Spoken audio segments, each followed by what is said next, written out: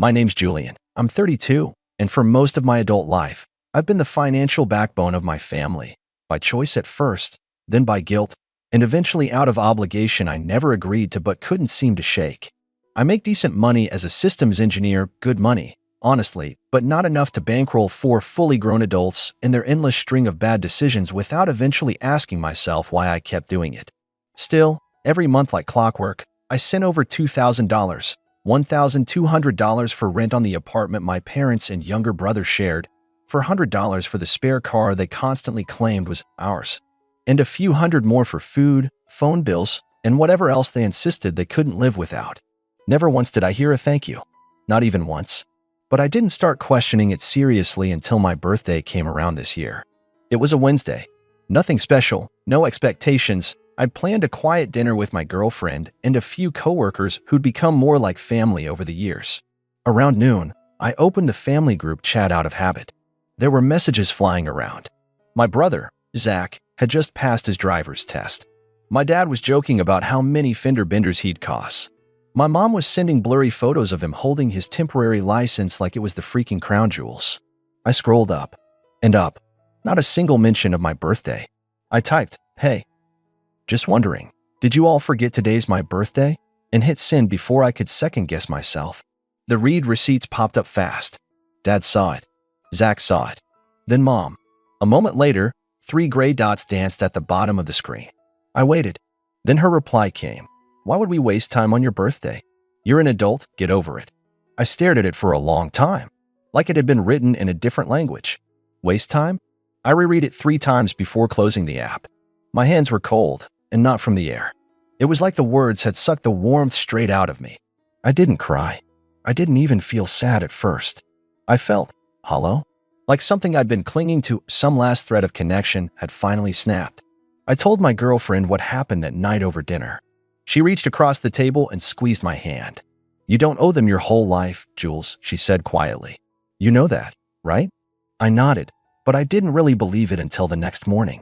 I woke up early, like usual, made coffee, sat on the balcony of my condo, and watched the city wake up. It was still cold out, but the sun was breaking through. And I sat there, sipping my coffee, replaying every single thing I'd done for them, every rent payment, every emergency wire transfer, every time I gave up something for myself so they wouldn't have to struggle. I remember driving 3 hours in a blizzard to fix their busted heater. I remembered signing the lease on that apartment in my name because their credit was trash. I remembered loaning Zach my second car for the weekend 2 years ago and never getting it back. And I remembered how my mom used to call me her good boy, but only when she needed something. I remembered how my dad once told me, "You're not like your brother.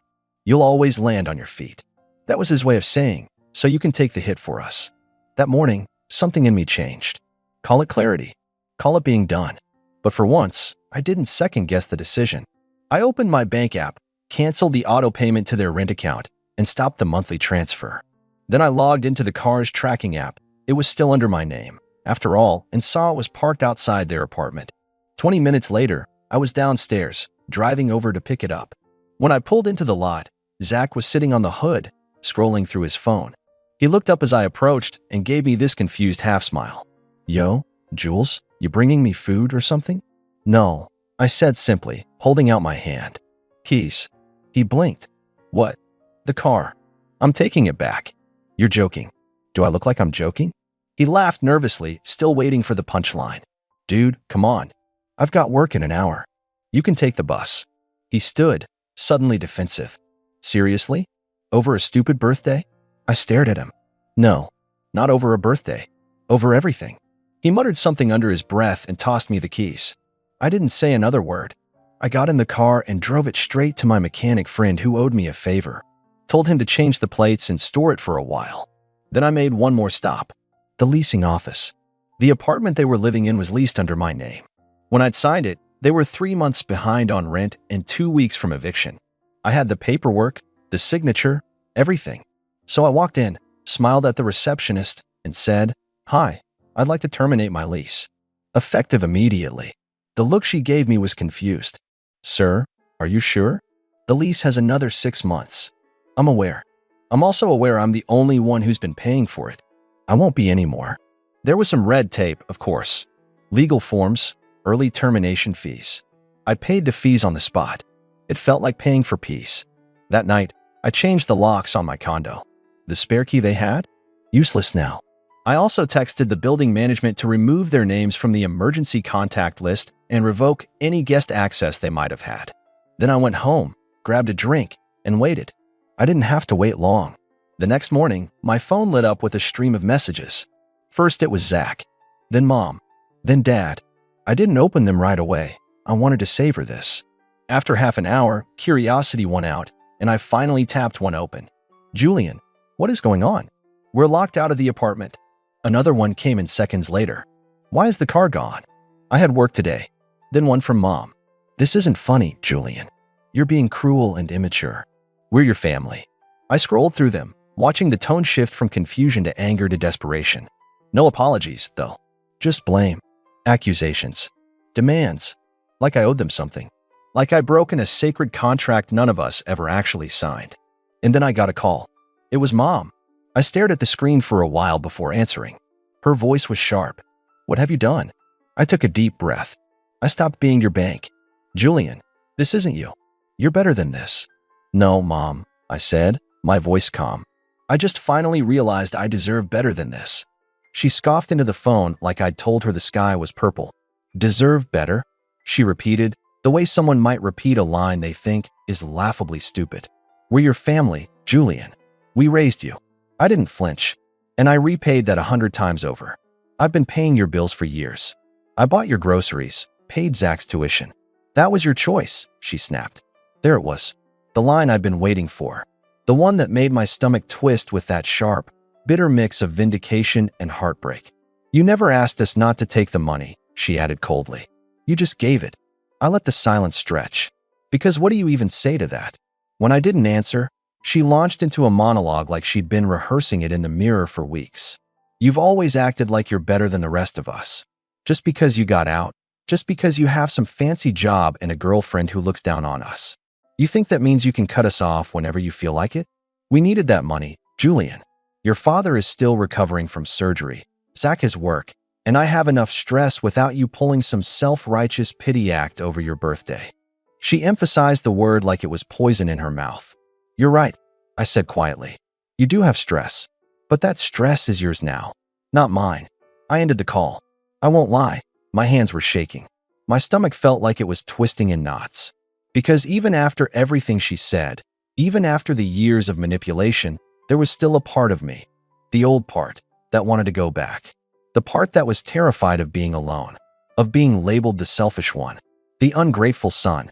But that part of me was dying. And in its place, something else was growing. It wasn't anger. Not anymore. It was resolve.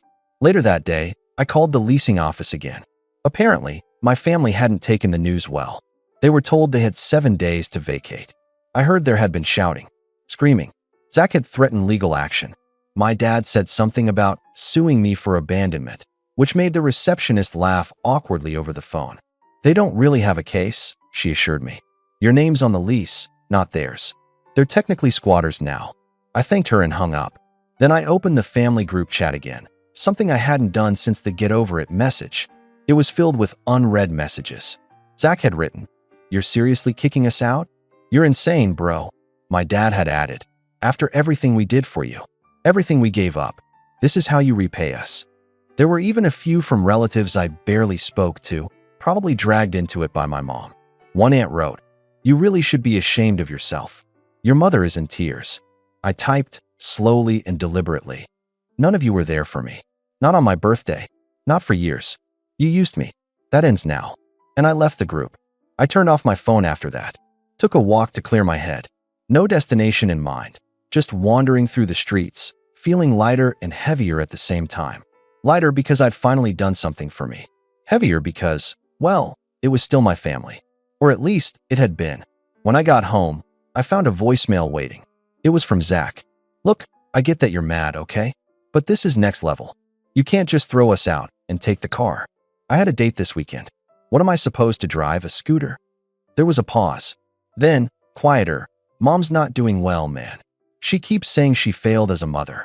That you hate her." I stared at the screen, unmoved. They were finally feeling something. Not guilt, maybe, but discomfort, the sting of consequences, the first real taste of life without me as their unpaid lifeline. And yet, still not a single apology. Not one. We're sorry we forgot your birthday. Not one. We didn't realize how much we were taking from you. Not one. You deserved better. Just whining. Just more entitlement. Just guilt dressed up as concern. That weekend, my girlfriend and I went out of town. No phones. No notifications. We rented a cabin by the lake and made pancakes in the morning. I told her everything. Every moment I'd swallowed growing up.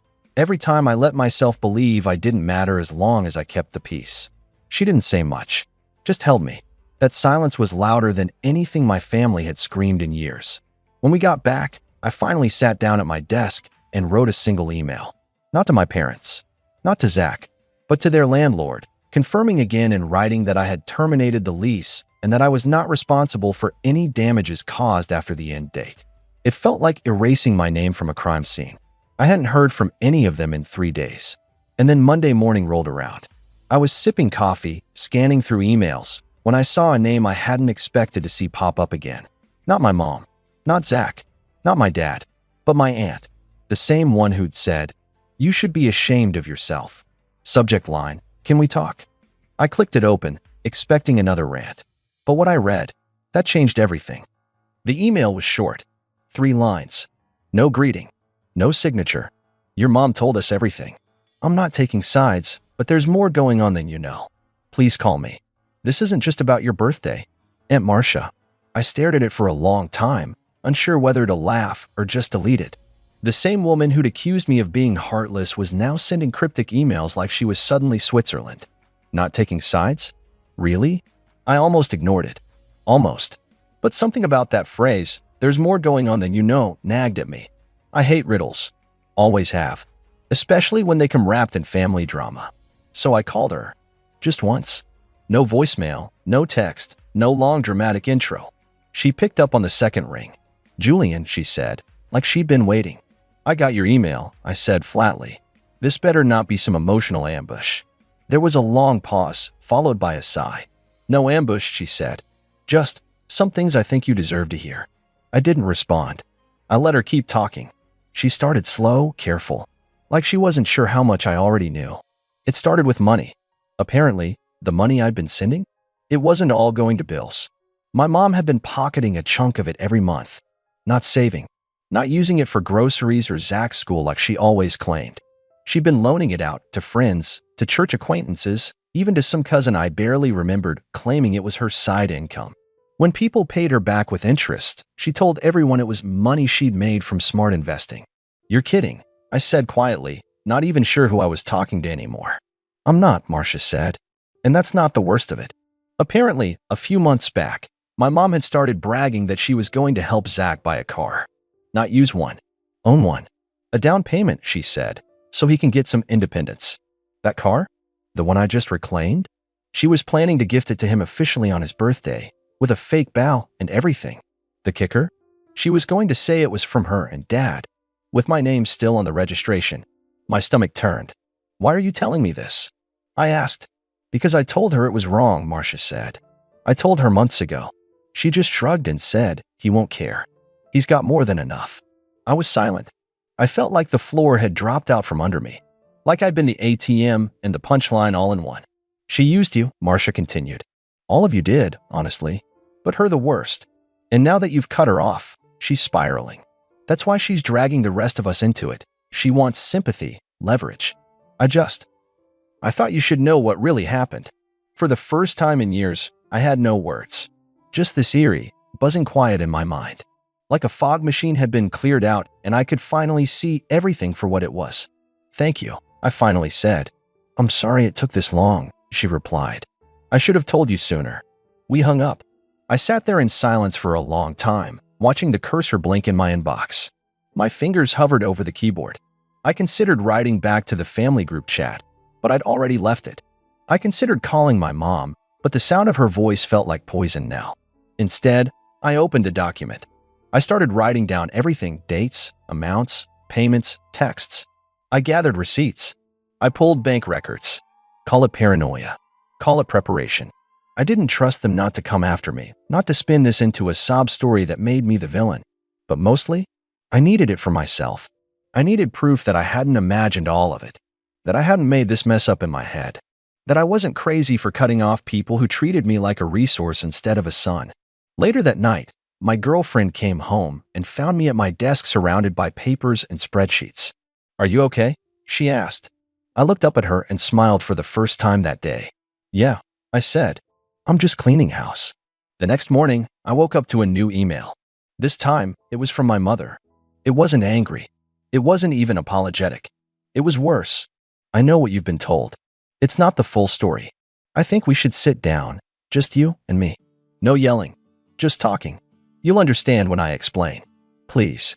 There was no subject line. No "Love, Mom." Just that. And despite everything, my fingers hovered over the reply button for a full minute. I don't know why. Maybe part of me still wanted to believe there was a version of this story where she didn't mean to hurt me, where it was all just a misunderstanding or a string of bad choices she made with good intentions. But I knew better. Deep down, I knew. I closed the email. I didn't reply. Not yet. Instead, I opened a new folder on my desktop and labeled it "When They Come Back," because something told me they weren't done. I waited exactly 3 days before I responded to my mother's email. Not because I needed time to think. My mind had been made up the moment I read it, but because I wanted her to feel the same silence she'd always used to punish me. The same cold nothingness I felt every time she ignored me unless she needed something. I let her stew in uncertainty. I wanted her to know what it was like to send a message into the void and wonder if it would ever be answered. When I finally did reply, I kept it brief. "We don't need to meet. I already understand. You only call me when I'm useful. That ends now." That was it. No love, no soft ending, no opening for a conversation. I sent it and blocked her email. Then I blocked Zach's. Then Dad's. One by one, I removed the last access points they had to me. I even changed my phone number the next day. I didn't tell them where I moved. Yeah, I moved. I'd been thinking about it for months. My lease was nearly up, and the condo was starting to feel like a museum filled with memories I didn't want to relive. Every time I opened my closet and saw the Christmas sweater Mom mailed me 3 years ago, I remembered how she told me I looked a little fat in the family photo.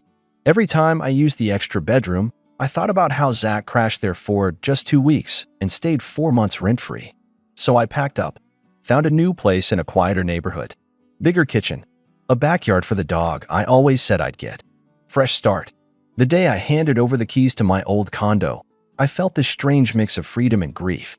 Like I was mourning a version of myself I was finally ready to bury. The loyal son, the people pleaser, the peacekeeper, the guy who swallowed every insult with a smile and wrote the check anyway. That guy was gone.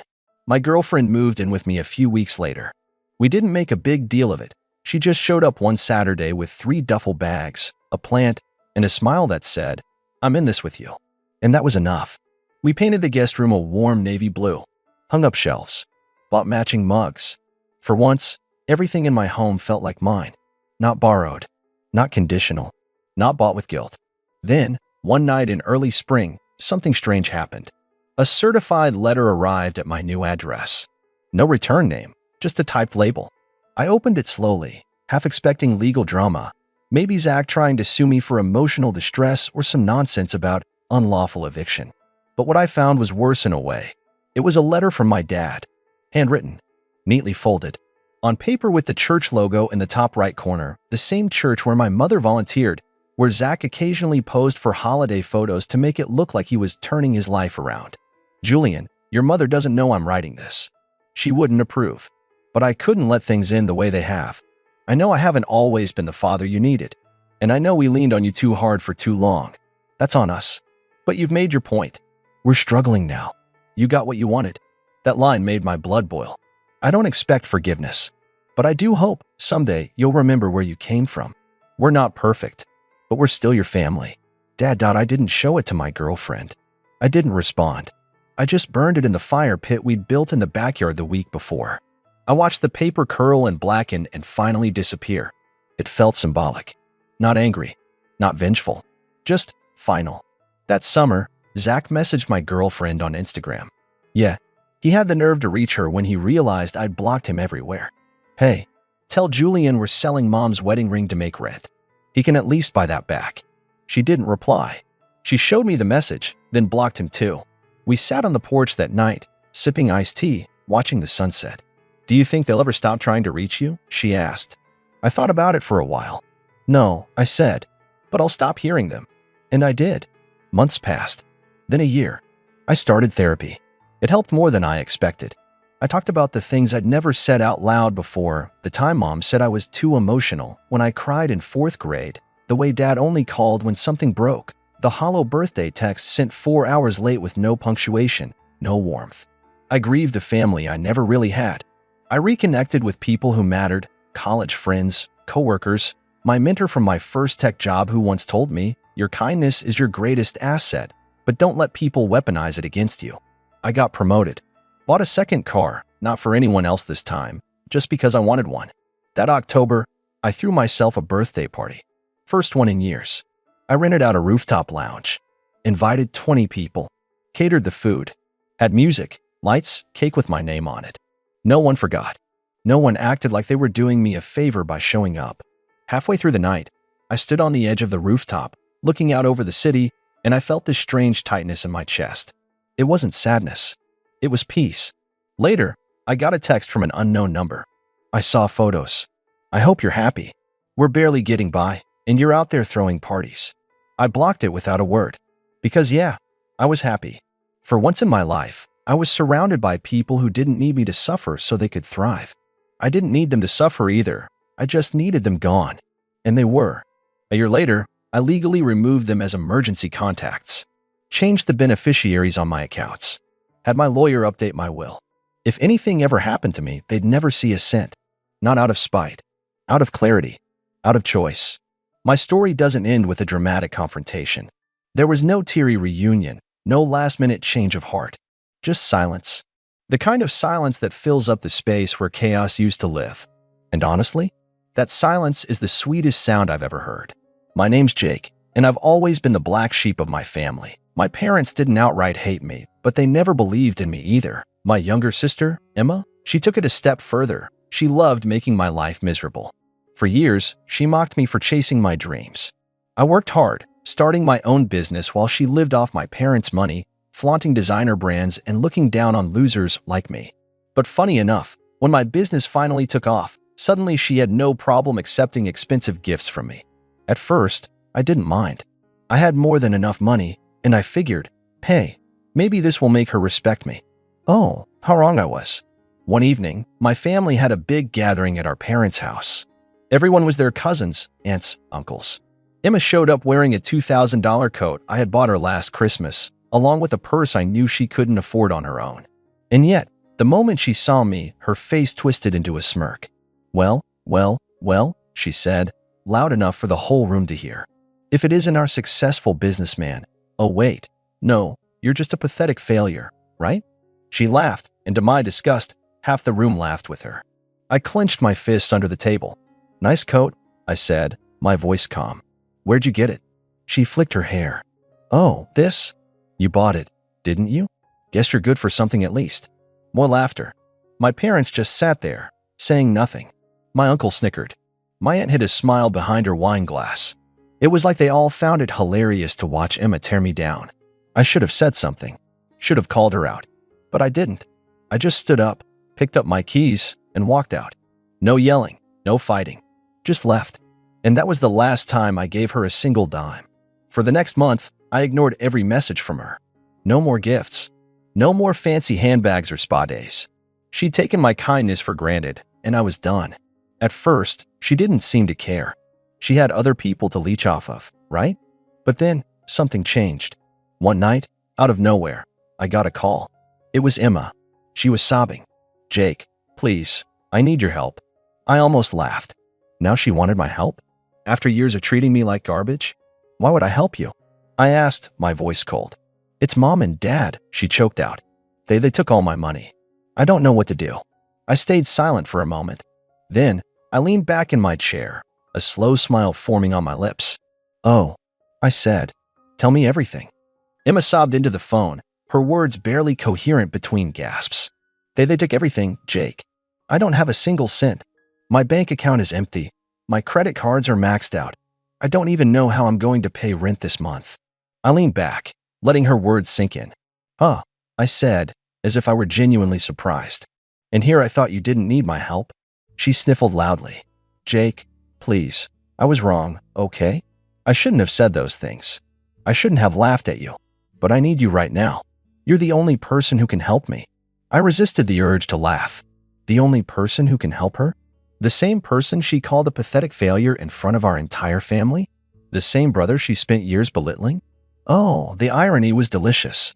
What happened exactly? I asked, keeping my tone neutral. How did they take all your money? Emma let out a shaky breath. Dad told me he'd help manage my finances, right? Since I'm irresponsible or whatever. So I let him have access to my accounts. I nearly dropped my phone. Wait, you gave him access? Don't say it like that. She snapped, her usual temper flaring for a moment. I trusted him. He said he was just going to help me with investments and make sure I didn't overspend. And at first, everything was fine. But then, I noticed weird withdrawals. Big ones. And whenever I asked, he said, "Oh, don't worry about it. It's for your future." I almost wanted to feel bad for her. Almost. But then I remembered every insult, every sneer, every time she and our family laughed at me. So what changed? I asked. Emma hesitated. Last week, I went to buy something and my card got declined. I called the bank and they told me my account was completely drained. Not just low, empty. Dad took every last cent. When I confronted him, he just shrugged and said, "Well, you always said money wasn't a problem, right?" I let out a low whistle. Wow, that sucks. Jake, she whined, her voice desperate now. I'm begging you. I don't know what to do. I have rent due in 3 days. I have bills. And they don't care. Mom just told me to figure it out, and Dad told me I should be grateful he even supported me for this long. I took a moment to think. This was the first time in years that Emma had ever been on the receiving end of life's cruelty. And now, suddenly, she expected me to swoop in and fix everything? I could have. Easily. One wire transfer, and all her problems would disappear. But where was she when I needed help? Where was she when I was working 16-hour days, grinding to build my business while she mocked me?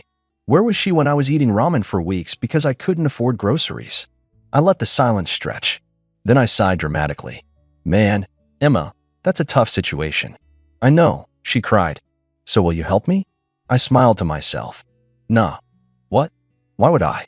I asked, my voice calm. You said it yourself. I'm a pathetic failure who will never succeed, right? So how could I possibly help you? Jake, I didn't mean that. That was just, I was joking. Oh, so it was a joke? I mused. You know, funny thing about jokes. They stop being funny when life decides to turn the tables. She was silent, probably realizing for the first time that she had no leverage here. I continued, my voice light. You spent years treating me like garbage. You took my money, my gifts, my generosity, and then turned around and humiliated me in front of our whole family. You never took me seriously, Emma. And now? You want my help? She let out a choked sob. Jake, please. I don't have anyone else. I sighed, pretending to consider. You know, I'd love to help, but I think you should figure it out on your own. After all, that's what Mom and Dad told you, right? Jake, oh, and by the way, I added, my voice suddenly sharp, you might want to check your credit score. Something tells me Dad didn't just stop at your savings. The sharp gasp from the other end of the phone told me all I needed to know. I grinned. Good luck, sis. I mean it. And with that, I hung up. Now, all I had to do was wait, because something told me this was far from over. 2 days passed before I heard from Emma again. I expected more desperate calls, maybe even a groveling apology. Instead, I got something far more entertaining, a text from our cousin Lisa. Dude, you won't believe what Emma just did. Curious, I called her immediately. All right, spill. Lisa didn't even say hello. Emma stormed into your parents' house last night. I laughed. She finally confronted them? Oh yeah. Screaming, crying, the full breakdown. She kept demanding her money back, and when your dad just shrugged her off, she lost it. I mean, full on threw a vase at the wall, lost it. I raised an eyebrow. She what? Yeah, Lisa said. She was fuming. Kept shouting about how they ruined her life and how she was basically homeless now. Lisa paused, then added, I don't think she's ever been told no before. I chuckled. Well, there's a first time for everything. And then Lisa continued, her voice dropping as if she were about to share the best part. Your dad just sat there and laughed at her. I blinked. Wait, laughed? Oh, hard, too. Like, full-on mocking laughter. He was like, oh, her baby. Welcome to the real world. And Mom just sat there nodding like she agreed with him. Damn. Even I wasn't expecting that. I could practically see it. Emma standing there, eyes red, hair disheveled, wearing one of her expensive designer outfits that she didn't even pay for, realizing for the first time that she was completely alone. No trust fund, no family support, no backup plan. Just her and the cold, hard reality of the world she spent years looking down on. And the best part? Lisa continued. She stormed out and tried to call, like, everyone she knew for money.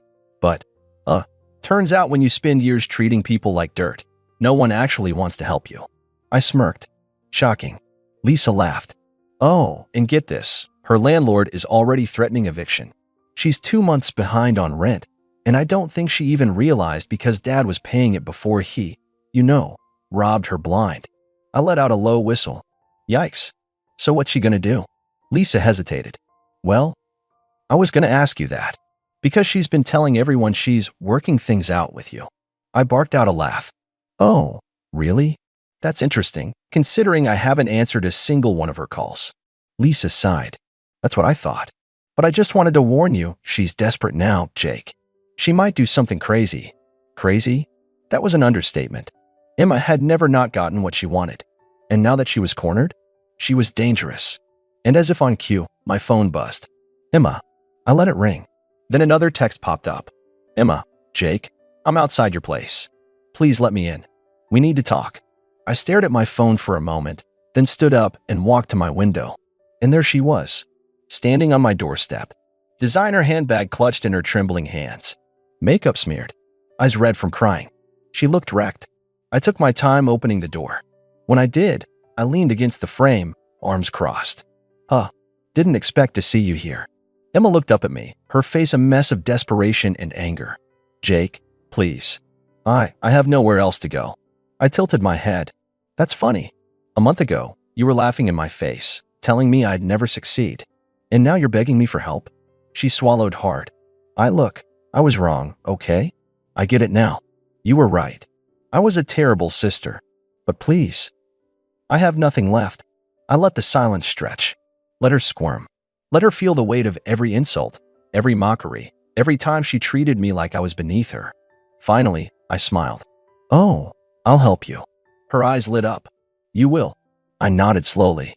Of course, but on one condition. She wiped her eyes. Anything. I'll do anything.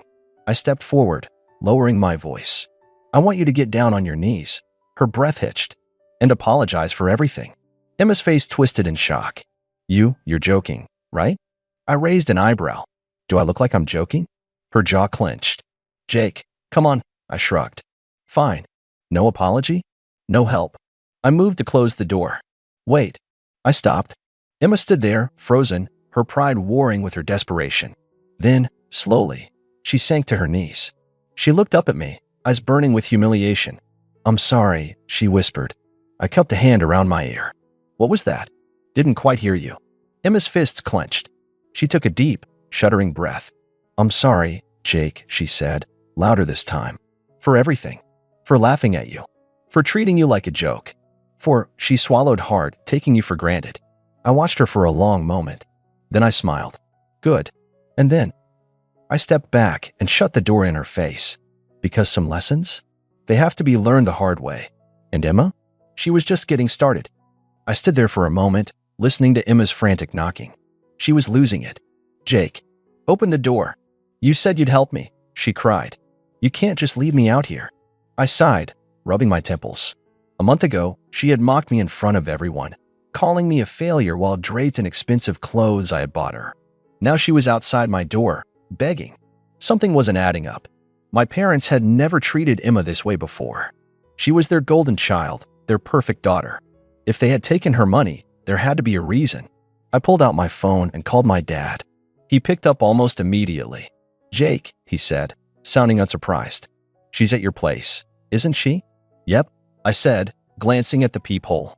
Emma was pacing outside, her arms wrapped around herself. Dad let out a short chuckle. Didn't take long. I frowned. What happened? Why'd you take all her money? Dad sighed like he was being forced to explain something painfully obvious. Because she was about to waste every last cent of it. I raised an eyebrow. Waste? She has zero financial sense, Jake, Dad said. You think she sat down and thought about how to use that money? No. She got access to her inheritance and immediately started burning through it. She spent almost 10 grand on some ridiculous luxury handbag and was this close to putting a down payment on a sports car. I stayed silent, processing that. I shouldn't have been surprised. Emma had always been reckless. She never had to think about money because our parents had always covered for her. She was weeks away from going completely broke, Dad continued. She doesn't have a job, she doesn't have savings, and she doesn't listen. So yeah, we stepped in. I exhaled slowly. So you took it all? Dad snorted. Would you rather we let her waste it all and come crying to you when she's got nothing left? He had a point. Emma wasn't responsible. If she had blown through her inheritance, she would have never admitted it was her fault. She would have blamed everyone but herself. She needed a wake-up call, Dad said. Grandma left that money for her future, not for handbags and sports cars. So we put it somewhere safe. I hesitated. Where? Dad chuckled. That's not important. That was the part that didn't sit right with me. But at the same time, I couldn't argue with why they did it. Emma had never been held accountable for anything in her life.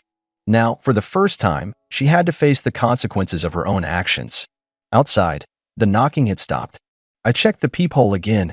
Emma was leaning against the wall, her face buried in her hands. A month ago, she laughed in my face when I needed help. Now she needed me. I took a deep breath. I wasn't going to bail her out. I stepped away from the door, debating whether I should even open it. Emma was still outside, but she had stopped knocking. Instead, she had slid down against the wall, hugging her knees. Her shoulders were shaking. She was crying. A month ago, she had humiliated me in front of everyone. She wore the expensive clothes I had bought her while she called me a failure. She laughed with my parents while I walked away, alone. And now, here she was, broke, desperate, and suddenly realizing she had no one else to turn to. I could let her sit there, let her stew in it. But I knew Emma. She wasn't just here to apologize. She needed something. And knowing her, she was willing to say anything to get it. I finally unlocked the door and opened it just a crack. Emma's head shot up. Her eyes were red, her makeup smudged. Jake, she breathed, scrambling to her feet. I leaned against the doorframe, arms crossed. So, I said, you finally hit rock bottom? Her lip trembled. Please, she whispered. I just need, what? Money. I scoffed. You already had a fortune, Emma, and you wasted it. She shook her head frantically. No, I didn't waste it. I barely got to spend any before they stole it. I raised an eyebrow. Oh, and what exactly did you buy before they took it? Her face twitched. She opened her mouth, then closed it. That's what I thought, I said. 10 grand on a handbag, Emma? A sports car? You didn't even try to be responsible. Her expression twisted in frustration. It's my money, Jake. Grandma left it to me. And what do you think Grandma would have said if she saw you blowing through it in a month? Emma flinched. That shut her up. I sighed. Look, I talked to Dad. I know why they took it. And honestly, I shrugged. I don't blame them. Her face contorted with rage. Are you serious? You're siding with them? I didn't say anything. She took a step forward, her voice rising. You hate them. They treated you like garbage. And now, just because it's me suffering, you think they're suddenly right? I narrowed my eyes. No, Emma. I think you were wrong. And for once, they actually did something smart. Her face crumbled. She wasn't just mad. She was panicked. But I don't have anything, Jake. They took everything. Then maybe you should have planned better, I said coldly. A choked sob escaped her. She shook her head violently, gripping her hair. I can't believe this, she whispered. You'd actually let me suffer. Emma, I said, rubbing my temples. You're not suffering. You're finally dealing with what the rest of us have to deal with, responsibility. Her hands balled into fists. I'll pay you back, she pleaded. Just help me now, please. I just need enough to... No, her face twisted. I said I'll pay you back. And I said no. Her breathing was erratic now, like she couldn't handle hearing the word no for the first time in her life. Fine, she snapped. Then at least let me crash here until I figure things out. I let out a bitter laugh. You mean the way you let me crash at your place when I needed help? She paled. She knew exactly what I was talking about. A year ago, when I had lost my job and needed a place to stay, I had turned to her. I had begged her for just a few weeks to get back on my feet, and she had laughed in my face. She had mocked me, told me to figure it out like everyone else did. I stared at her, watching as the realization sank in. She swallowed. Jake, that was different. No, Emma, it wasn't. Silence. Her chest rose and fell rapidly. Then, her face snapped into something different, something ugly. The tears were still there, but now there was something else in her eyes. Fury. You like this, don't you? She hissed. You love seeing me like this. You think you're so much better than me now. I didn't respond. She let out a sharp laugh. Fine. You want me to beg? Is that it? She spread her arms. Go ahead. Gloat. Say I told you so. I tilted my head. I don't need to. She glared at me, her whole body trembling. Then, without another word, she turned on her heel and stormed down the hallway. I watched her go, my jaw tight. She had come here expecting me to save her, to throw her a lifeline, just like everyone always did. But this time, she was on her own. For a few days, I expected to hear from Emma again. A text, a call or something. Maybe another round of begging, or some half-hearted apology wrapped in manipulation. But nothing came. She had stormed off, and for once in her life, she actually stayed gone. I told myself I didn't care, that I was done with her drama. But then, about a week later, I got a call. Not from Emma, from my parents. She's in trouble, Jake, my mom said, her voice thick with worry. She's completely out of money. She maxed out her credit cards, and now she's been evicted. I let out a slow breath. And Mom hesitated. She's staying at a friend's place, but it's not stable. She's been calling us nonstop, begging us to give her the money back. She even threatened to sue. I couldn't help but laugh. Sue you? With what lawyer? She can't even afford a sandwich. Dad sighed. We're not giving it back, Jake. She just wasted again. Good. Mom hesitated. Jake, she might come to you again. I scoffed. She already did. I said no. Then she might try something desperate. That part made me pause. Desperate how? Dad exhaled sharply. I don't know. Just be careful. I hung up, feeling uneasy. Emma wasn't just broke. She was desperate. And knowing her, that meant she was dangerous. A few nights later, I found out exactly what they meant. It was around midnight when I heard the noise. A faint scratching at my door. At first, I thought I was imagining it, but then bang, a loud thud, like someone was testing the lock. I grabbed my phone and checked my security camera. There she was, Emma, standing outside my apartment door, wearing a hoodie, her face shadowed. My stomach twisted. I turned on the microphone. Emma, what are you doing? She froze. Then she looked up, straight into the camera, and she smiled. That was when I called the cops. I don't know what she was planning to do that night. Maybe she thought she could force her way in. Maybe she was just trying to scare me. But whatever it was, that was the moment I knew I had made the right decision. Emma wasn't just entitled. She wasn't just spoiled. She was vindictive. And when she didn't get what she wanted, she escalated. I haven't seen her since that night. She left before the cops arrived. I don't know where she is now, and honestly, I don't care. Some people only learn when they have to. Maybe this is the lesson she finally needed. Or maybe she'll just find another victim to leech off. Either way, I'm done playing the fool. But what do you guys think? Was I too harsh? Should I have given her some help? Or was I right to finally cut her off? Let me know, because I'm still trying to wrap my head around how my own sister could stoop this low.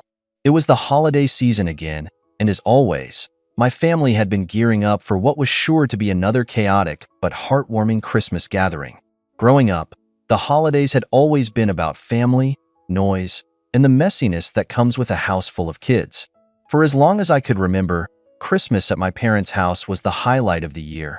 Decorating the tree, the smells of my mom's famous Christmas dinner filling the house, and the laughter of my nieces and nephews running around. Full of excitement, I'd been looking forward to it all month. I already had the perfect gift for my parents, a nice, framed family portrait that would mean a lot to them, and I'd been planning the outfits for the kids for weeks. There was something about how my mom would always fuss over the little things, making sure everything looked perfect, that made it feel like the holidays had truly arrived. This year would be no different, or so I thought. But then, one evening, I received a text from my mom that threw everything off track. It wasn't the usual excitement-filled holiday message I was expecting. It was brief, direct, And, to be honest, a little bit shocking. Hey, sweetie, just wanted to let you know that we're keeping it small this year. No grandkids for Christmas. Just the adults, please. At first, I thought it was a mistake, some typo or miscommunication. No grandkids? My mind couldn't wrap around it. My sister's kids, my own kids, all of them were part of the heart and soul of the family gathering. Christmas without them was unthinkable.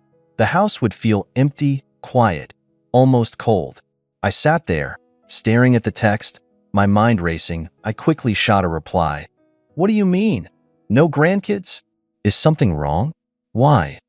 The response was calm, almost too calm. It's just too much this year. We've decided it's best to focus on adult time, without all the chaos. No grandkids this year. It's just what we've decided, Han. There it was. No grandkids. No exceptions. I stared at the screen, my heart sinking. I wanted to argue, but what could I say? It wasn't like I could fight against their decision. I was an adult. I didn't need to be part of every holiday, and maybe they just wanted some peace for once. But then, I couldn't help but wonder, was there more to this decision than they were letting on? I needed to talk to my sister about this. After all, we were supposed to be in this together. My sister and I had always shared the same Christmas traditions.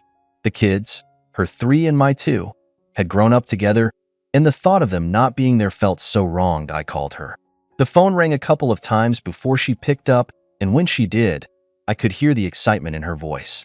Hey, you ready for the holidays? I hesitated. Actually, I wanted to ask you about Mom's text. Did you get one too? She paused, a slight shift in her tone. Yeah, I saw it. I don't know what that's about. I figured it was just some weird phase. Maybe they just want some time to themselves this year? Who knows?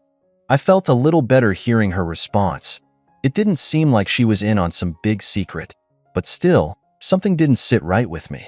Why only our kids being excluded? I wasn't the only one with children. My sister had 3 kids, and they were just as much a part of the family as mine were. So, are you still going? I asked. She hesitated. Of course. It's Mom and Dad. I'll go. Besides, it's been a while since we had a quiet Christmas. I'm sure it'll be fine. That sounded fair enough. But would it really be fine? Would it really feel like Christmas without the noise of the little ones? Without the chaos and laughter that had been a part of the holiday for as long as I could remember? The days leading up to Christmas felt like they were dragging on. I couldn't shake the uneasy feeling I had about the whole situation. My mind kept racing. Why had my parents decided to make this change? What was the real reason behind it? Maybe they were just tired. After all, we'd all been through a lot that year. The pandemic had been rough on everyone, and I figured they might want to keep things simple, to enjoy a quieter holiday. But still, it didn't feel right. I couldn't ignore the nagging feeling in my gut. So, despite everything telling me to let it go and just enjoy the holiday, I decided to show up anyway. I'd go and see for myself. It wasn't going to hurt to drop by and see how it felt. Maybe my concerns were overblown. Maybe my parents were just testing the waters and would realize how important the kids were to the holiday spirit. When Christmas Eve finally arrived, I packed up my gifts for my parents and kids and headed over to their house.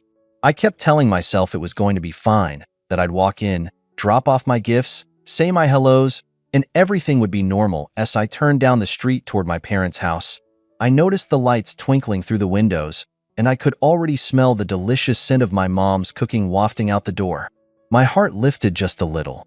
It felt like the holidays were finally here. But when I stepped inside, something immediately caught my attention.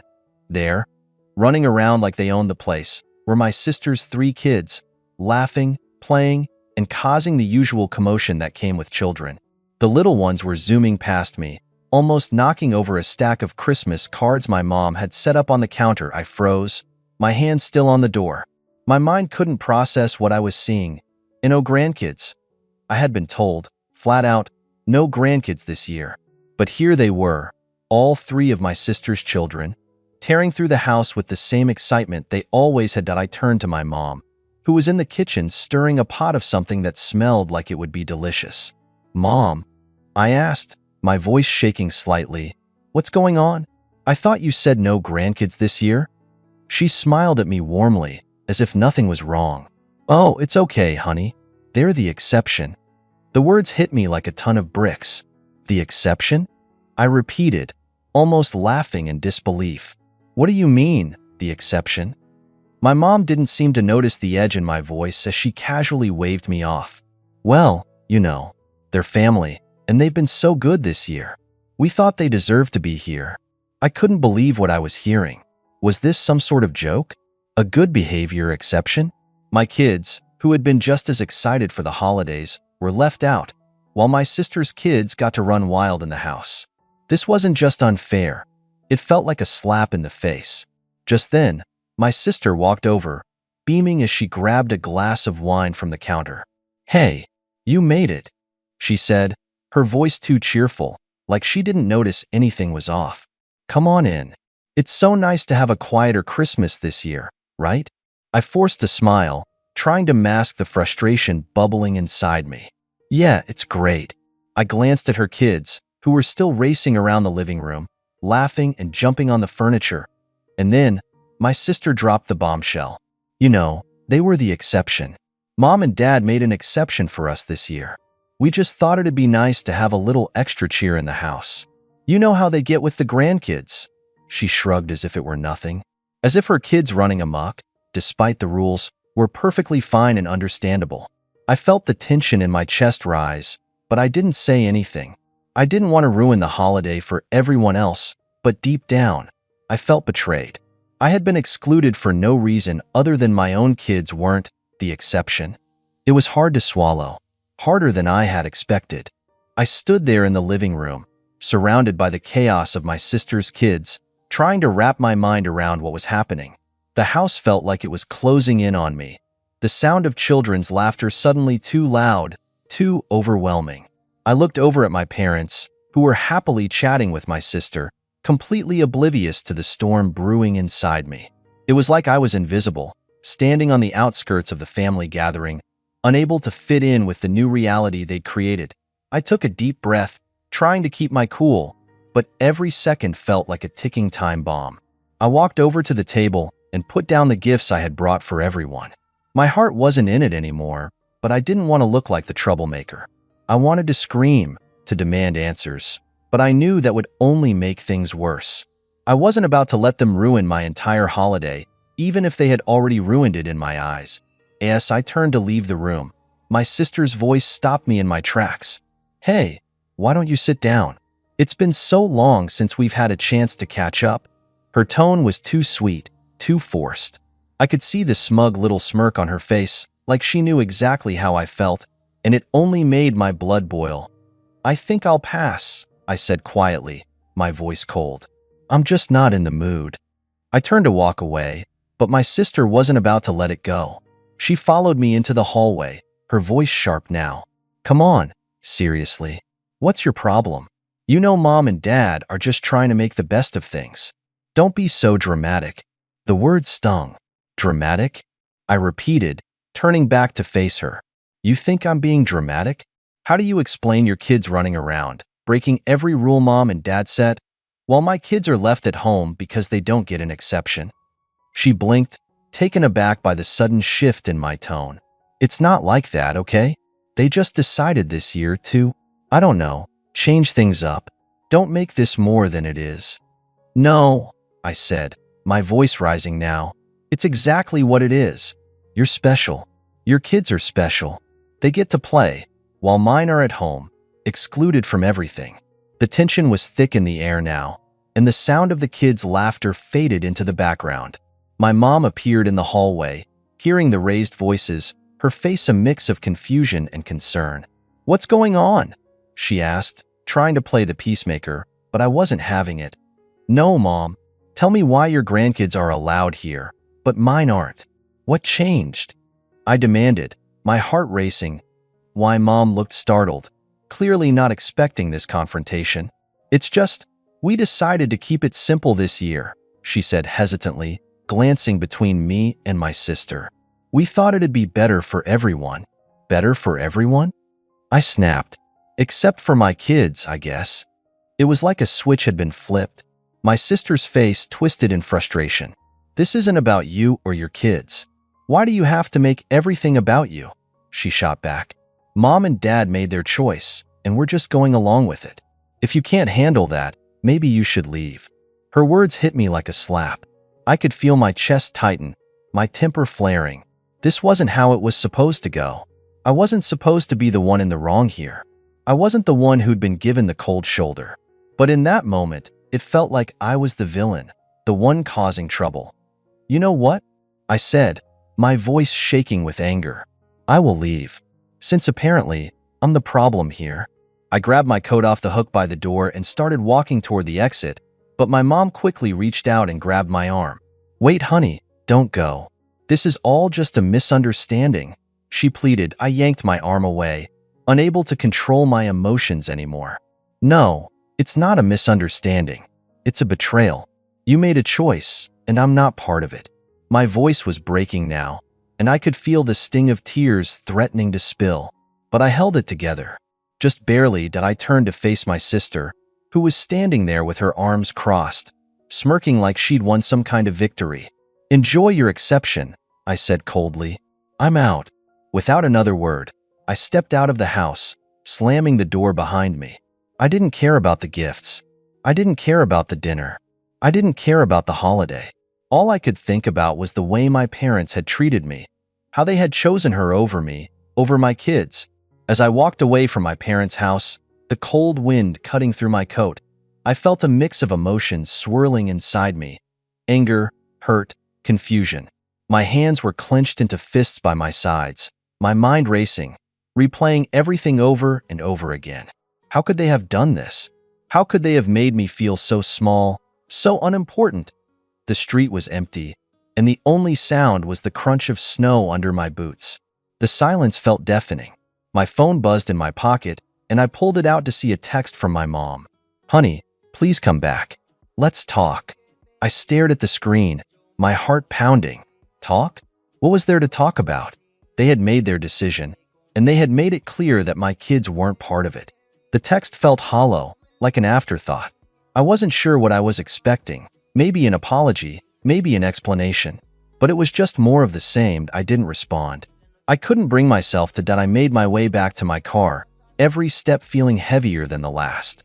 I could still hear my sister's voice echoing in my head, calling me dramatic, telling me I was making a big deal out of nothing. It was like she didn't even understand how hurtful this was.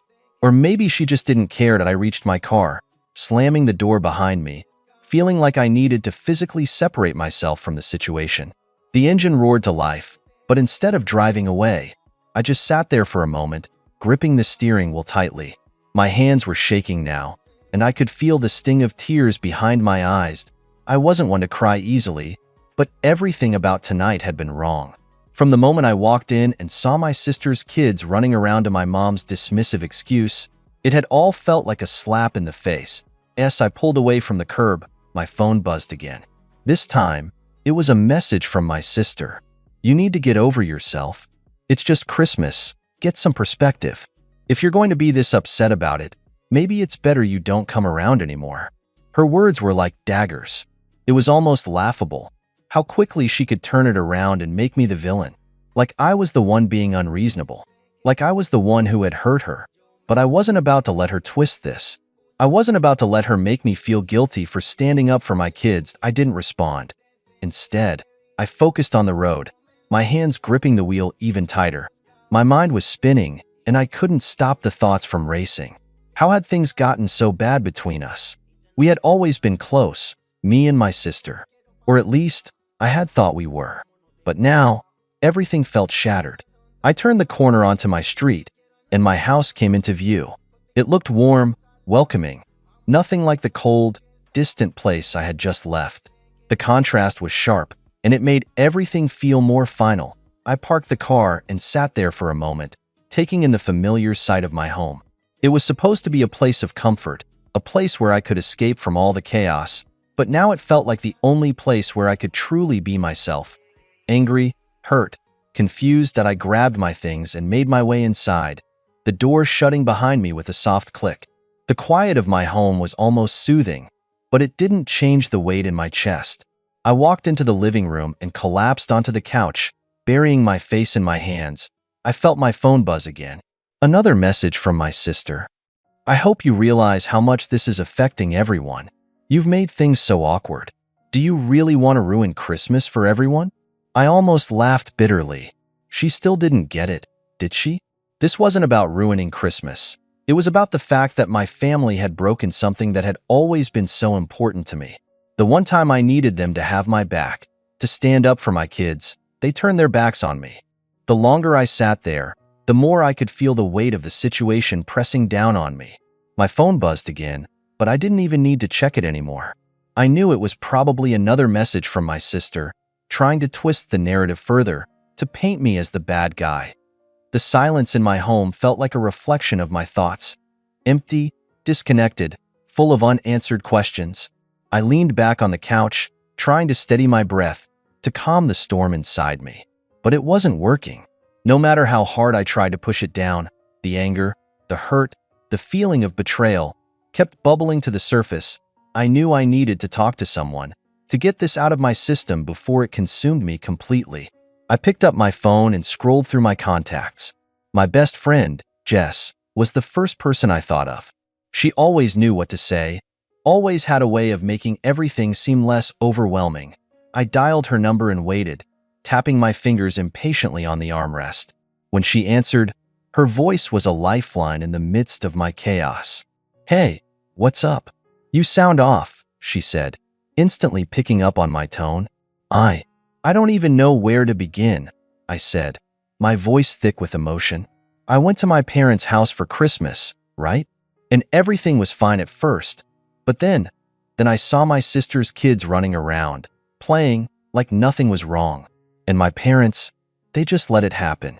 They made an exception for her kids, but not mine. My voice cracked, and I had to stop myself. The tears that I had been holding back all night finally spilled over, and I didn't try to stop them anymore. They didn't even care. They didn't even notice how hurt I was. It was like they had already made their choice, and I wasn't part of it. There was a pause on the other end of the line before Jess spoke, her voice soft but firm. "That's messed up. You know that, right?" "I know," I whispered, feeling the weight of her words. "But it doesn't make sense. Why would they do that? Why would they choose her kids over mine?" "I don't know," she said, her tone thoughtful. "But I think they might have forgotten what family is really about. It sounds like they've been giving your sister's kids special treatment for so long, they don't even see how wrong it is anymore. Maybe they don't even realize what they're doing to you." Her words hit me harder than I expected. Maybe it wasn't intentional. Maybe they hadn't meant to make me feel like this. But that didn't make it hurt any less. "But it's not just about the kids, is it?" Jess continued. "It's about how they treated you, how they made you feel like you didn't matter, like you didn't belong in your own family." I let out a shaky breath. "Exactly. I feel like I'm being pushed out, like I'm no longer included." Jess was quiet for a moment. "I get it. But listen, what are you going to do about it? Are you just going to let them get away with this? Or are you going to stand up for yourself and your kids?" The question hit me like a punch to the gut. What was I going to do about it? Could I just let it slide? Could I let this go and pretend everything was fine when I knew it wasn't? "I don't know," I said quietly. "I don't want to cause a scene, but I also don't want to let them think this is okay." "You don't have to let them walk all over you," Jess said, her voice steady and reassuring. "You have every right to stand up for yourself. And your kids? They deserve better than to be treated like they're invisible." I nodded, even though she couldn't see me. I felt a surge of determination start to rise in my chest. Maybe it was time to stop pretending that everything was fine. Maybe it was time to demand the respect I deserved. But what if it makes everything worse? I asked, my doubt creeping back in. What if they turn on me? What if I lose them forever? "You won't lose them," Jess said confidently. "But if they're going to treat you like this, maybe it's better that you stand up now, before it gets any worse. You can't keep letting them get away with it. They need to understand that you're not going to take this lying down." Her words sank in deep, settling in my chest. I didn't want to lose my family, but I also didn't want to keep allowing myself to be treated like I didn't matter. I had to draw a line somewhere. "Thanks, Jess," I said, my voice a little stronger now. I needed to hear that. I just don't know where to start." "You'll figure it out," she said, her tone full of warmth. "Just take it one step at a time. And if you need me, I'm here." I hung up the phone, feeling a little lighter. It wasn't going to be easy, but I knew I couldn't keep letting this slide. Something had to change. The days that followed Christmas were suffocating. Every text from my family felt like a reminder that they hadn't truly understood the gravity of what had happened. My mom sent me one, asking if I was okay, but it felt empty, like she was going through the motions, checking off the mom duties, without actually considering the mess she'd created. I couldn't shake the feeling that my sister had somehow won. Her kids were running around, enjoying the holiday, while my own were left out in the cold, metaphorically speaking. My parents had made it clear where their loyalty lay, and it wasn't with me or my kids. I spent the next few days in a haze of frustration. Every time I thought about confronting my parents, I found myself hesitating, wondering if it would even matter. Could I change anything? Could I ever make them truly see how much they hurt me? Or was this just the way things were going to be from now on? The tension between me and my sister grew. Her messages became more passive-aggressive, like she was trying to manipulate the situation to make me feel guilty for even questioning my parents' actions. She'd send little jabs about how family is supposed to come together, no matter what. But the underlying tone was always the same. I'm in the right, you're in the wrong, that I couldn't stomach it. I couldn't keep playing this game of pretending like everything was fine when I knew it wasn't. So, I called my mom. The conversation was short, tense, and incredibly awkward. "Mom, I need to talk about what happened on Christmas," I said, trying to keep my voice steady. "Oh, honey, please. I really think we should just forget about it," she replied quickly, almost too quickly. It wasn't a big deal, but it was a big deal. I tried to explain, tried to make her see how hurtful it was, but she kept deflecting, brushing it off like it was nothing more than a misunderstanding. At one point, I lost my patience. "How can you not see this? How can you act like this doesn't matter?" I nearly shouted.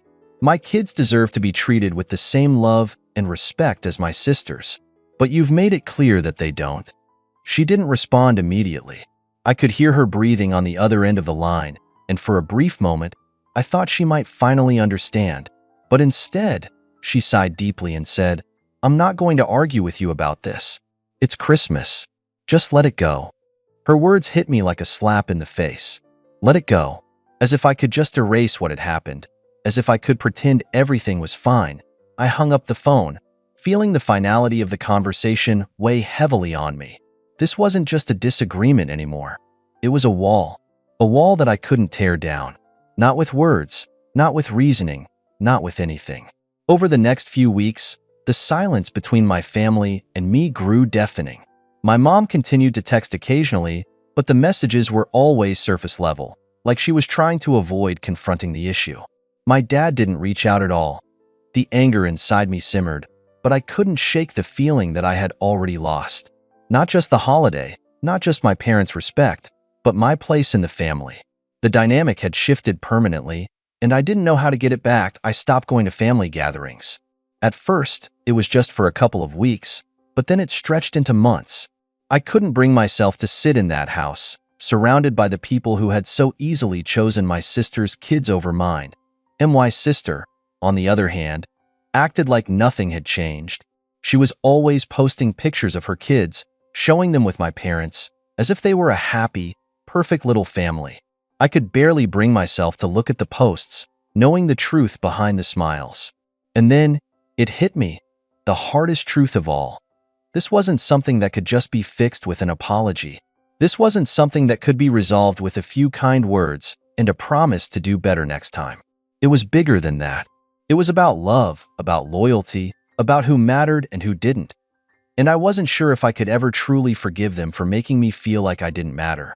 Months passed. I watched from the sidelines as my family continued on without me, pretending everything was okay. But in my heart, I knew it wasn't. And maybe, just maybe, it never would be again.